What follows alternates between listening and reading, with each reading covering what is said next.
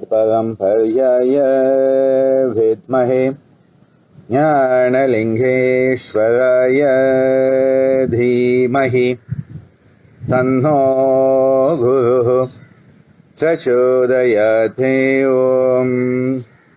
Om Yoga Maharshi Dr. Swami Gitananda Giri Guru Maharaj Ki Jai.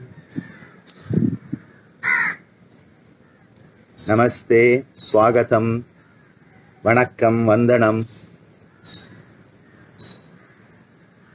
The start of a new day, a beautiful sunrise over the Bay of Bengal. The sun reminding us that everything is of a cyclical nature. Never get bogged down by the challenges. Never get bogged down by the obstacles, because this too shall pass. A beautiful message from the sun. Rise and shine. And I have added to that, rise and shine because you are a manifestation of the divine. Rise and shine because you are a manifestation of the divine. Don't let the tamasika darkness hold you back. Don't let the lethargy hold you back. Don't let the self-doubt hold you back. Be the light that you can be. And a beautiful sunrise today. We have been through cyclones and heavy rainfalls and thunderstorms. And to have a beautiful sun come up, what a blessing.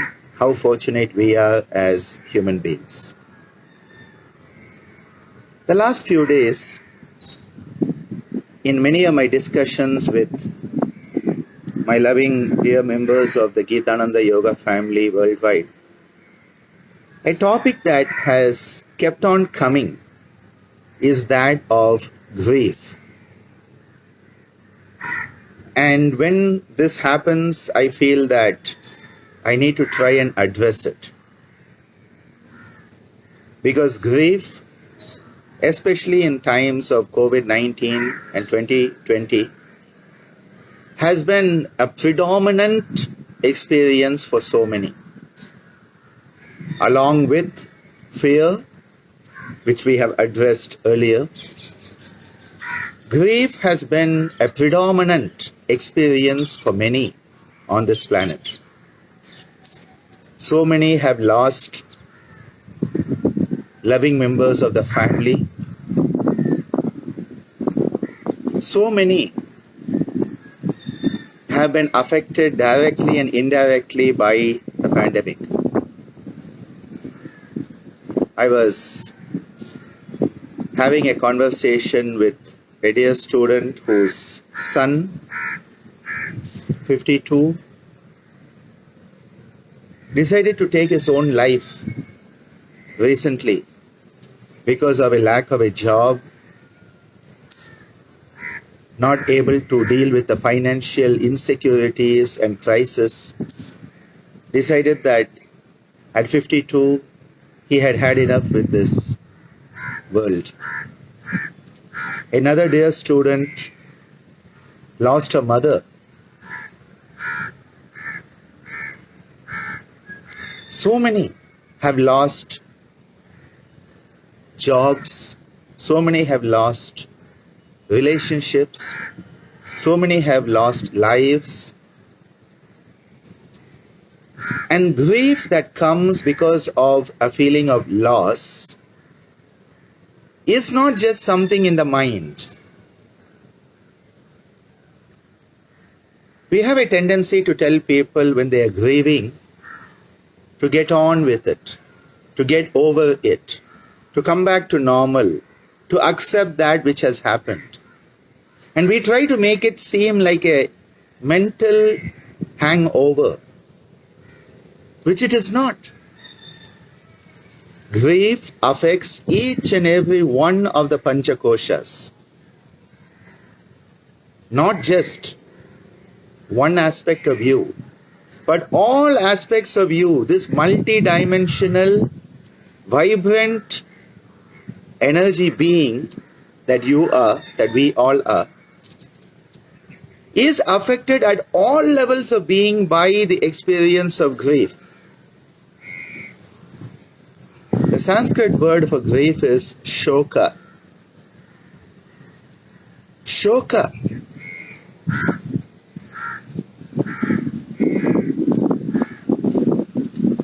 Shoka refers to an experience of deep grief. It is an experience that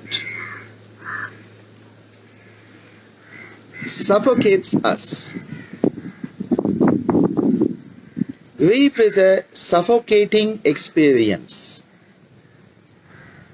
And the suffocation is not just in the mind.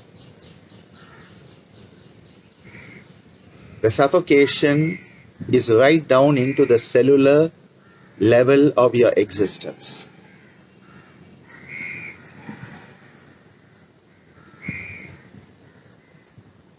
When we lose someone who we value, when we lose someone who we respect, when we lose someone who we love, when we lose someone who meant the world for us, every cell in us goes through the process of grieving.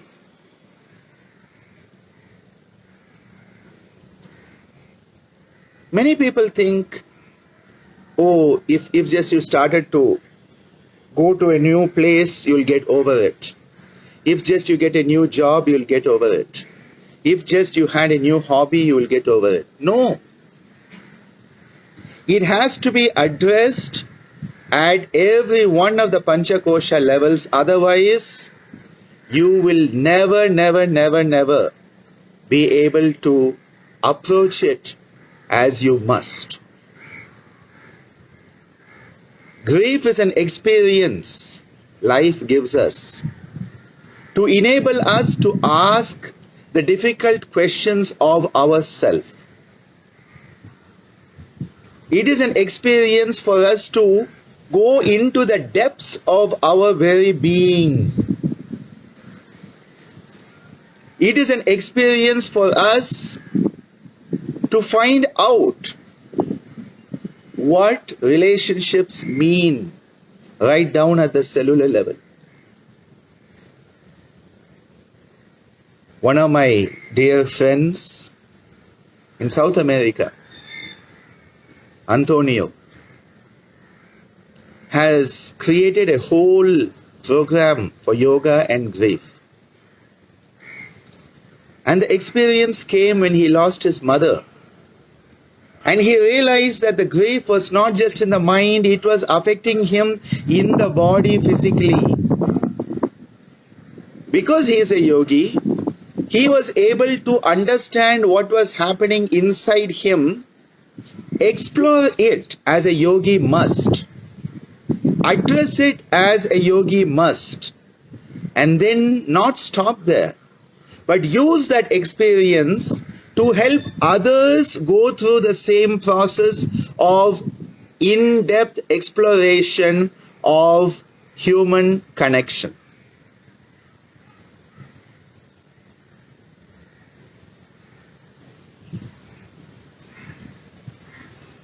You know,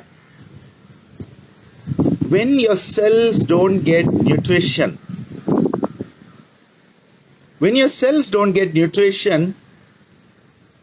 they go into ketosis, in starvation.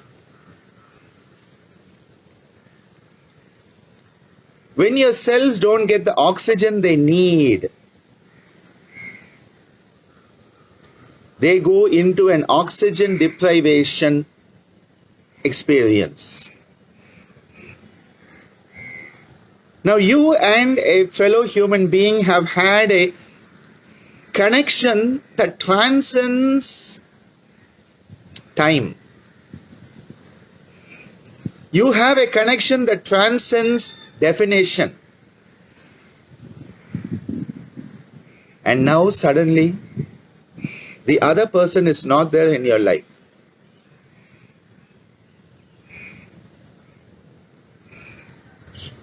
When the other person is not there in your life, just as your cells are being deprived of oxygen, of nutrition, your very Atma that is experiencing all of this through you starts to have a sense of deprivation. This could be death, this could be separation, this could be divorce. This could be a sense of loss of connection. Someone who is very dear to you, you have become one in body, mind and spirit. And suddenly the other person is not there. That viyoga has occurred, that separation has occurred, and that one has split. And because of that, the Annamaya, the Pranamaya, the Manomaya, all three of these koshas, they are suffocating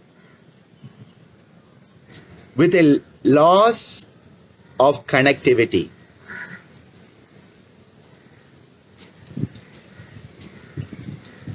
Now, yoga addresses this in different ways. One way is to remind us that all of this is ultimately an experience to enable us to grow back into who we truly are, what we truly are. And the bhoga, which is the experience, is for the sake of Apavarga, which is liberation, emancipation. So one is a philosophical approach that every experience is to help us grow. A philosophical approach. A metaphysical approach of yoga is that you have not actually lost anyone, because at the metaphysical level, that connection still remains. This is an experience I have had with my own father passing. Because initially there was this grief that I have lost that connectivity with him as an individual, a manifest individual who meant everything to me. But then, because of being brought up in the philosophy, the psychology and the lifestyle of yoga, and with the bhavana, the yogic attitude, I realized only the physical body had been lost, and I started to realize that I could connect deeper with him than ever before. Because when I went to medical school, I was in medical school in Varda, he was in Pondicherry, there was a gap in the physical connection. But now, because he has become Videha, Deha is the body. Videha is when you have transcended the body and you have become an disembodied aspect of the universe. You have transcended the body. You are now pure energy. That he was more closely connected to me than ever before. And this is the very same experience I carry even now with him. He and I are one because he is pure energy. When he was the body, though we had the connectivity, we were still two. And by losing the body, he and I actually became closer, more deeply connected. And this is where the The metaphysics of yoga enables us to realize the connection is not lost. One form of connectivity is lost, but other forms which are more subtle open up to your experience if you can tap into that experience. Indian culture has addressed this by giving space for people to grieve. There is space for people to grieve. You are allowed to lament, you are allowed to cry, you are allowed to express your anguish. And then you are enabled to connect to something which is trans-physical. In modern society, we have cut away this space for people to express grief. Grief needs to be expressed. But people are supposed to look normal, as if nothing happened. This artificial plasticization of modern society, devoid of humanity, wants us to think like you have just changed a car, you have just changed a house. No! You have lost someone who has meant the life to you. You should be given an opportunity, a space to express the loss, so that by expressing the loss, by that expression, you are giving a space for the inner connectivity to manifest. If you don't give a space for the expression, the inner connectivity can never manifest.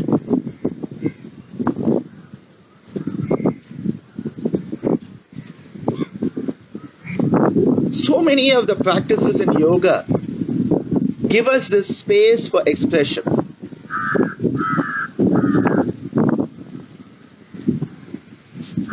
The pranayama is so important. Pranayama is such a key element in this. Because you know what?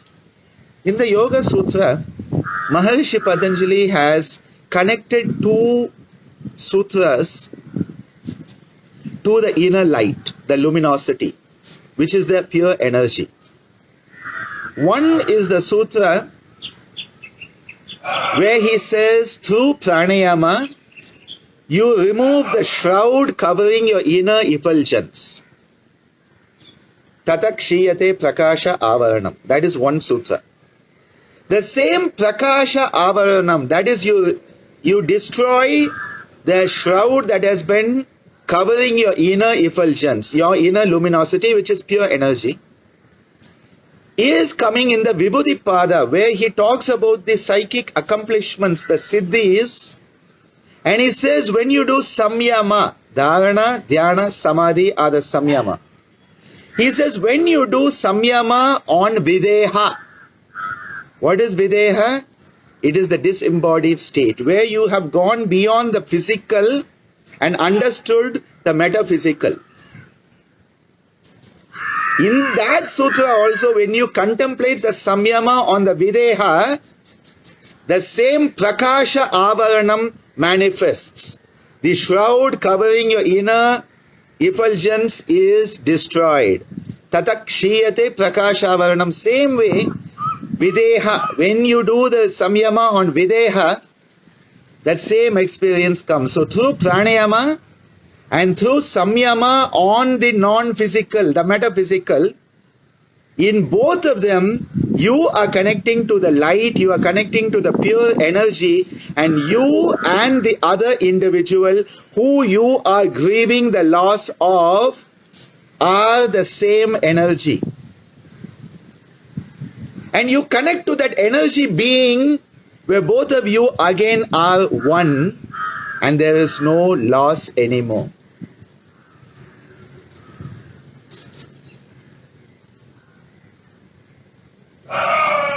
I have experienced this with my own father.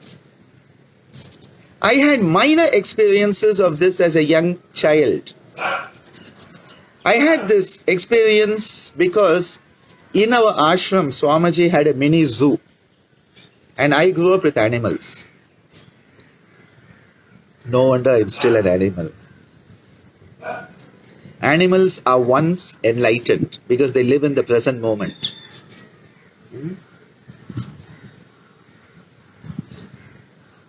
And on the sutra comes in Vibhuti-pada that talks about the Videha. The exact number of the sutra I will post later. The Videha, contemplating the Videha, which is the non-physical, the disembodied state. The same experience of Pranayama and contemplating the Videha. It's in the Vibhuti-pada, around the middle of the Vibhuti-pada. I grew up with animals. I had pet monkeys, I had pet deer, I had pet mongoose. Imagine having a pet mongoose, a pet fox, all babies. Pet squirrels, pet duck. I had a pet duck that thought I was its mother.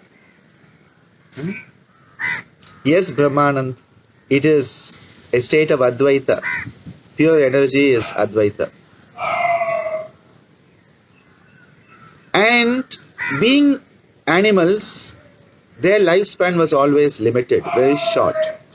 And so, multiple times I lost my dear pets, who for me were very, very close. And multiple times I went through this process of grief, of losing very, very dear ones. Very, very dear ones. As a young child, I remember when I lost my duck. That duck which thought I was its mother. It was the grief of losing another being with whom I was one. And this happened. Baby monkeys, geese, squirrels. And slowly and steadily,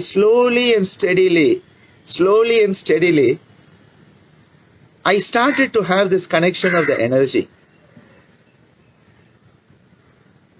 And the moment you start to connect to the energy which is manifesting through the other,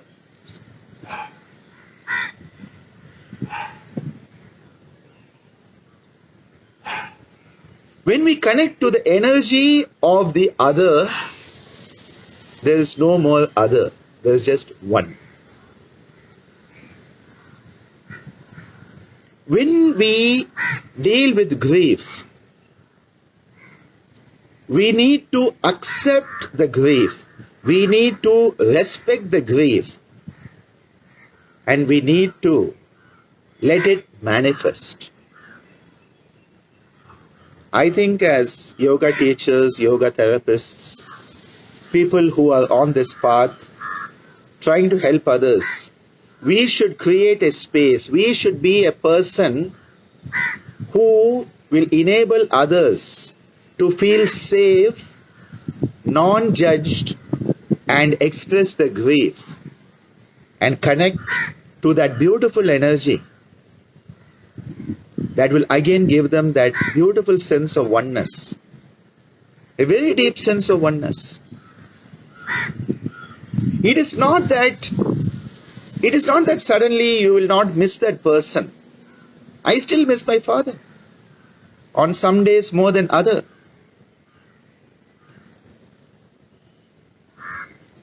There are days I wonder why he couldn't have stayed the 130 years he was supposed to stay. There are those days. Because we as a human being will have that experience and we must accept it and not feel, oh, why am I still grieving? I am not normal. You are perfectly normal if you are still grieving. You will never get over it in that way. But what will happen is you will start to connect at another level where the connection will become stronger, and then you can look at your grief as a learning experience. as a growing experience, as an experience of transformation, which is what yoga is all about. Yoga is all about transformation. And if it doesn't transform the individual, please question whether it is yoga at all. Now, when we talk about Shoka, which is grief, we need to also talk about the other side. We need to talk about the other side, which is Ashoka. And Patanjali uses the term Vishoka va Jyotishmati. He talks about contemplating the inner luminescence that is beyond grief and sorrow. The literal translation of Shoka would be sorrow. Beyond sorrow and grief, there is a luminosity. That is the energy that I'm talking about. We connect. Vishoka. Shoka is suffering, grief. Vishoka is when you connect to that which is beyond it. And what is that? The inner light. Vishoka va Jyotishmati. That inner luminescence which is beyond sorrow and grief. And Patanjali talks about it. He says that inner luminescence. Now you connect that with the Yoga Sutra on Pranayama, Prakasha, which is again luminescence, and removing the shroud. Videha, the disembodied state, when you contemplate it, again Prakasha Varanam. All of these are interconnected. It is that energy being, that luminescence, that light that we are connected to. And yes, Shanti, so true. Swamiji used to say, my father used to say, we should feel sad at birth and celebrate death. He said because death is an opportunity where maybe the person has made it and doesn't have to come back again. That is why in India, when you go to death ceremonies, you find a lot of music played and often you find people dancing. He used to say, if you're born, it means you failed last time. So you should feel sad. And you should celebrate death. It is an opportunity that maybe, it is a potential chance that maybe you have made it and you don't have to come back again. But then once you realize as energy beings, energy is neither created nor destroyed, it only changes form. Pure physics. We are energy beings. And so that energy, right from the time of the Big Bang, is just going through different forms. As the Bhagavad Gita says, why are you grieving? I have always been, I will always be. I have always been, I will always be. Because in the energy form, there's never any loss of energy. Kinetic becomes potential, potential becomes kinetic. The sum total of energy is always the same. Where is the loss? Shoka and Ashoka or Vishoka. So, Swamiji in his amazing teachings gives us a practice called Shoka Kriya, where we express the sorrow. And it is to do with the movement of the head and neck. Because the head and neck is very, very related to such grief and sorrow. And this practice is done, the Shoka Kriya is done by bringing the chin down to the chest. And as we breathe in, we slowly rotate the head to the right, up to the center, back. And then letting it out with a whoosh, you come back to the center. So you start, go to the right. For those who are watching it on Facebook Live, it's a mirror image you are seeing. So this is my right, this is my left, okay? I will turn it when I put it on YouTube. So you breathe in from the center point at the chin. You breathe in. And then out with a whoosh. Then to the left.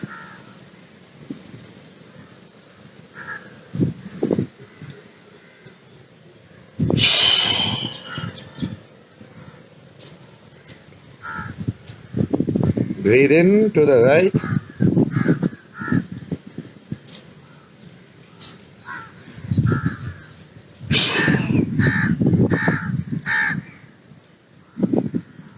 Breathe in to the left.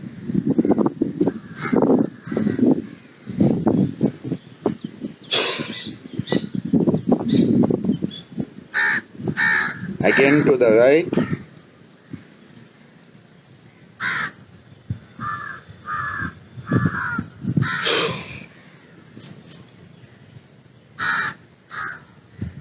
And to the left.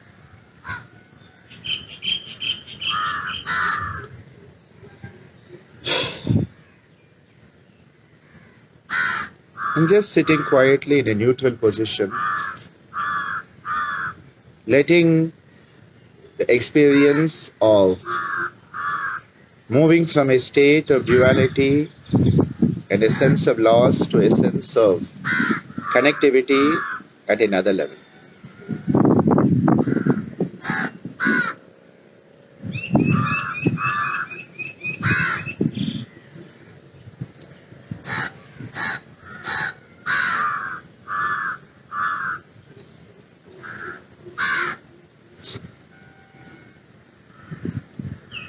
There is another practice that then opens up. And Shanti, we don't hold, we just go in and we come out. Okay? We are going and then coming back. So this is the Shoka kriya, the action of sorrow, and you are allowing yourself to experience the sorrow, giving a space for it to manifest and become a part of your life experience. No hiding, no denial, acceptance. The Ashoka kriya is a next one.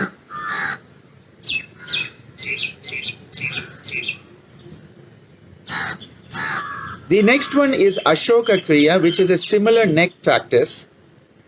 And Swamiji deals with both of these in his Mudras book. Because we do the Brahma Mudra, the Trimurti Mudra, the Shoka and Ashoka kriyas. The Ashoka kriya, Ashoka is one who has transcended sorrow. And one of the great emperors of India, Ashoka, he had the Kalinga war, and when he saw the death and the suffering, renounced everything, took to Buddhism, and we have the Ashoka pillar in his memory. The word Ashoka means one who has transcended sorrow. And he became one of the great emperors of India and a very realized soul. Initially he was not. He had to have the experience. So in this, what we do is similarly, here now instead of just one side, you have a full rotation. So as you breathe in, you rotate to the right. And as you breathe out, you come down slowly to the left.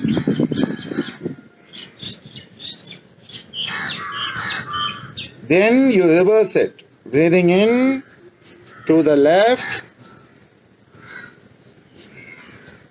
and breathing out to the right.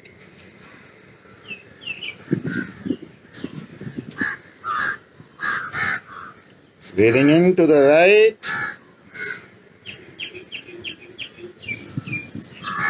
Breathing out as you roll over the left.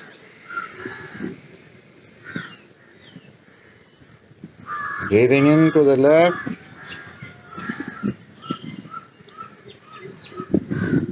And breathing out to the right. One more time. Breathing in to the right.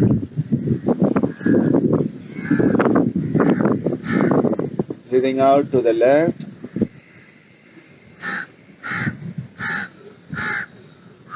Breathing in to the left.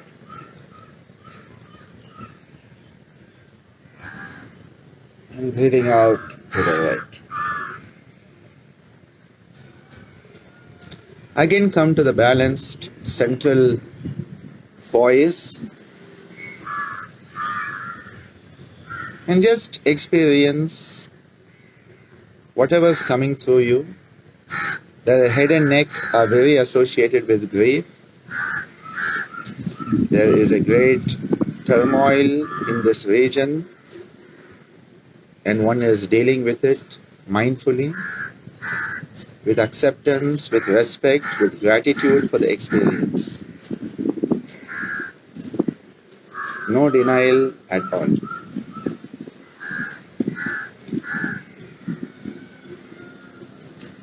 The next version of this is where we are going to do something similar to the Shoka kriya, but you are going to breathe in and come to the center, and when you breathe out, with the whoosh you come down the left. So in the Shoka, you are coming back down the same side you went up. So you are going up and down, up and down. Here you go up, and then, so here you are going up, and then the down is on the opposite side but with a whoosh.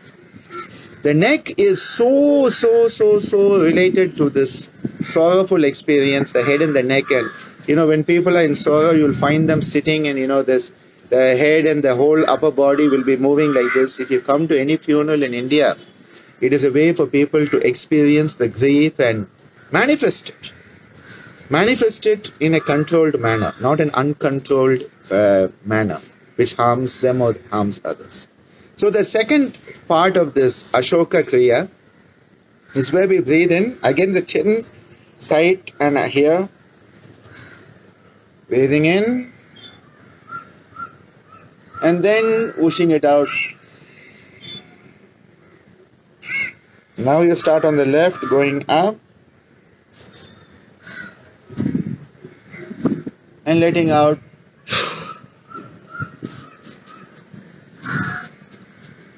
Again on the right.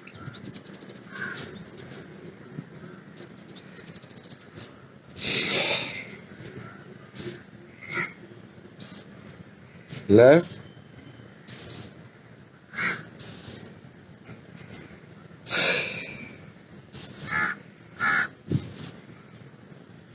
On the right.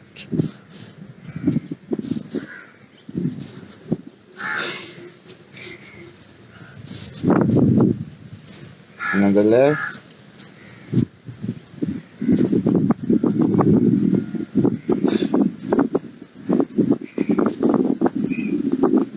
Coming back to the central position and just becoming mindful of whatever you are experiencing, acknowledging it, acknowledging with love, gratitude, respect and acceptance. Understanding that this experience is part of the transformative process of our existence as a human being.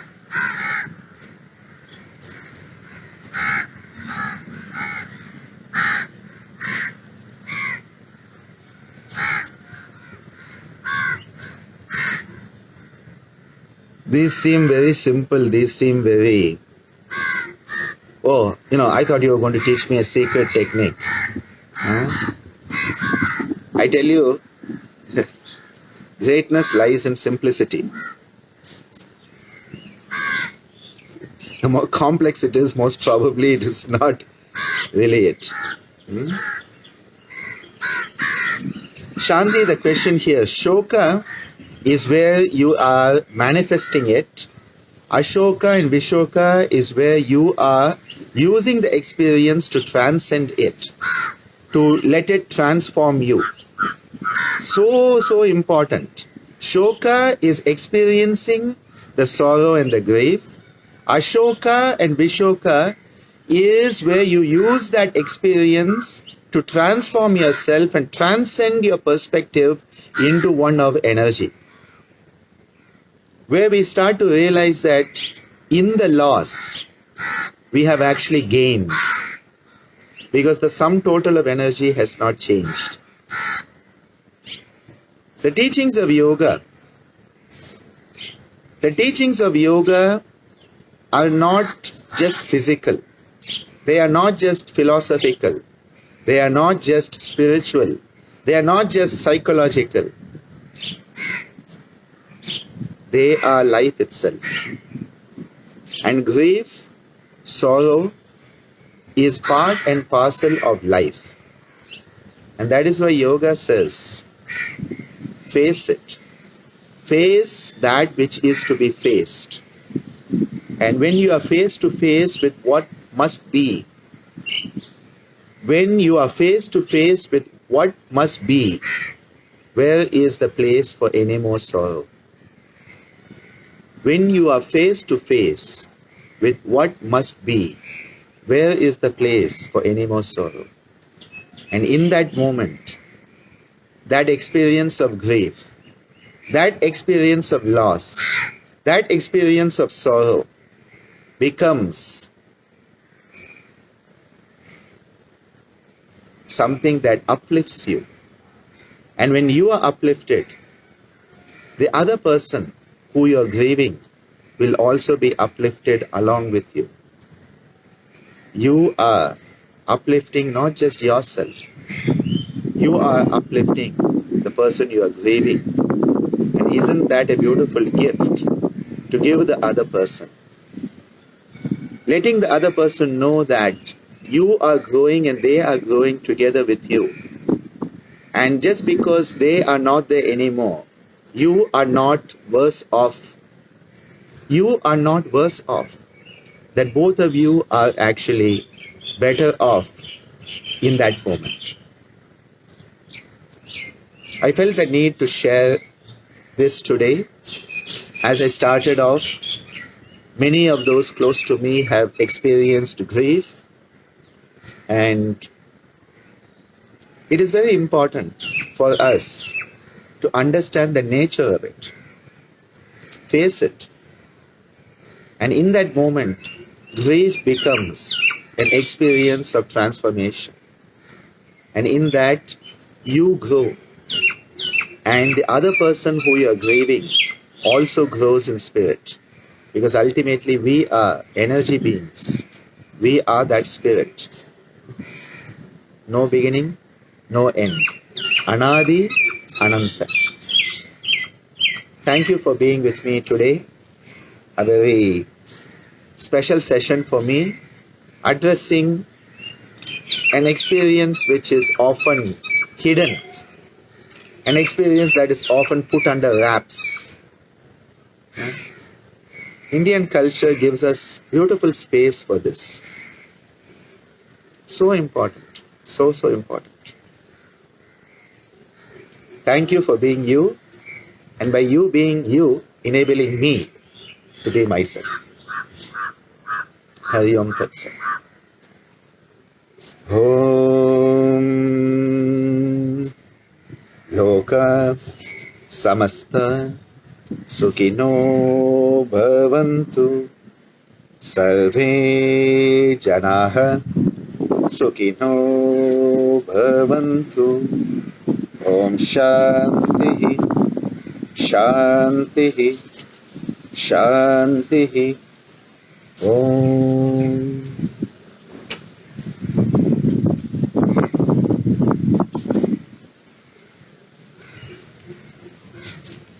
Till next time, Dhanyavada.